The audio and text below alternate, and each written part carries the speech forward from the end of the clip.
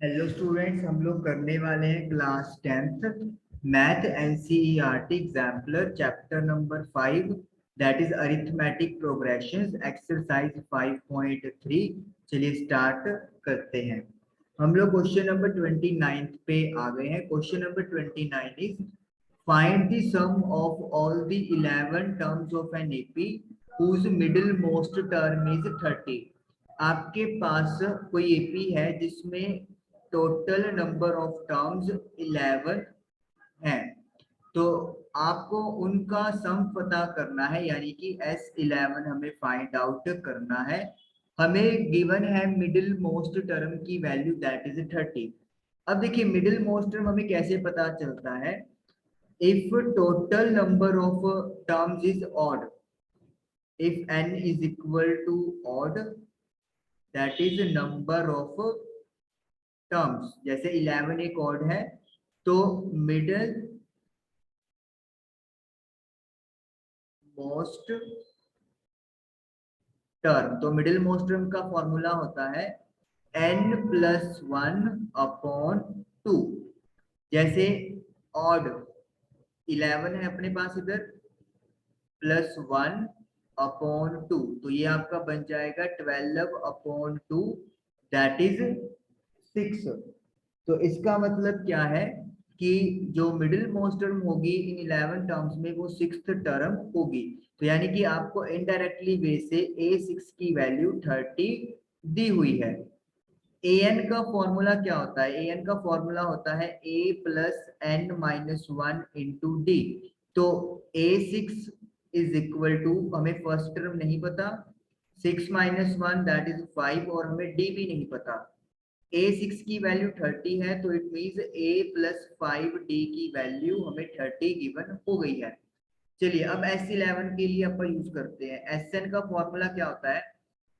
n/2 2a plus n-1 into D.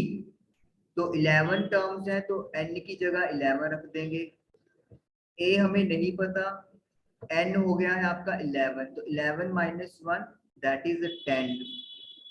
अब आप 2 क्या ले सकते हो? 2 हम लोग कॉमन ले सकते हैं, तो हमारे पास बचेगा a+5d।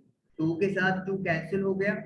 अब a+5d की वैल्यू हमें 30 गिवन है या हमने फाइंड की है, तो वो आपका कैलकुलेट होके 330 आ जाएगा। और क्वेश्चन नंबर 29 आप लोगों का डन हुआ। याद क्या रखना है कि अगर नंबर ऑफ टर्म्स ऑड है तो मिडिल मोस्ट टर्म की वैल्यू का नंबर क्या होता है? n+1/2। तो ये चीज आप लोगों को ध्यान रखनी है। इसको इरेज करते हैं और 30th क्वेश्चन स्टार्ट करते हैं।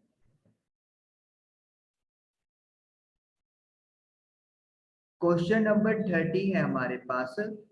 Find the sum of last 10 terms of the AP, और एपी आप लोगों को दिया हुआ है, तो हमें आखिरी की 10 टर्म्स का सम पता करना है।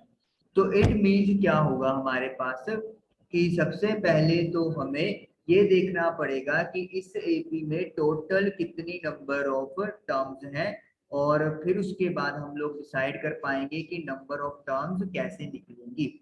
चलिए, तो एपी है 8, 10, 12, और ये चलती जाएगी कहानी 126 तक। a+n-1 इंटू डी का फॉर्मूला यूज करेंगे, that is an। First term की वैल्यू 8 है। नंबर ऑफ टर्म्स टोटल हमें नहीं पता, डिफरेंस 10 में से 8 गया 2 है, और an की वैल्यू 126 है।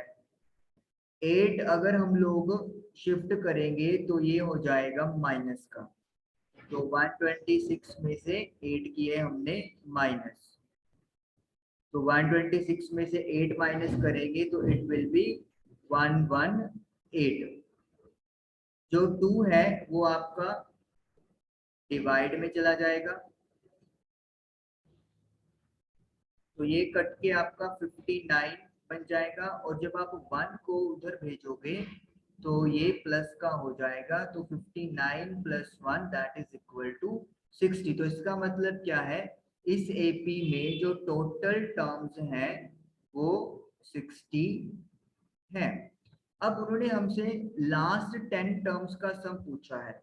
लास्ट 10 टर्म्स का मतलब क्या हो गया, हमें A51 से लेकर A60 तक का टर्म्स का सम फाइंड करना है। तो इसका मतलब क्या हो गया, ये जो एपी आपके पास एक तरह से जनरेट हो गई है नहीं, उसकी फर्स्ट टर्म A51 है। तो पहले हम लोग A51 कैलकुलेट कर लेंगे, जो क्या होता है A plus 50D by using this formula. First term इस एपी का 8 था, जो बड़ी वाली एपी है, और जो कॉमन डिफरेंस है वो 2 है। तो ये आप लोगों का सोल्व करके आ गया 8 प्लस 100 दैट इज 108। तो यानी कि 50 फर्स्ट टर्म इस एपी की 108 होने वाली है। तो नेक्स्ट टर्म जाहिर सी बात है 110 होगी, क्योंकि 2 का डिफरेंस है। 112 और ये चलेगा आपका 126 तक। तो ये एक एपी नहीं जनरेट हो गई आपके पास। अब एसएन का फॉर्मूला क्या होता है, n/2, क्योंकि हमें लास्ट टर्म की वैल्यू पता है तो हम लोग a प्लस एल यहाँ पर यूज कर लेंगे। टोटल टर्म्स यहाँ पे 10 है, क्योंकि अब एपी हमारी छोटी हो गई है। फर्स्ट टर्म इस नई एपी की 108 है, और लास्ट टर्म 126 है। 10 डिवाइडेड बाय 2 5 होता है। 108 में आप 126 ऐड करोगे तो इट विल बी 234। अब इनको मल्टीप्लाई कर दो, 234 को 5 से मल्टीप्लाई करेंगे तो आई एम गेटिंग 1170, और ये हमारा आंसर डन हो गया। तो इस तरीके से आप लोग क्वेश्चन सॉल्व करते हो। तो आई होप कि आप लोगों को दोनों क्वेश्चंस क्लियर हुए होंगे। Thank you for watching the video.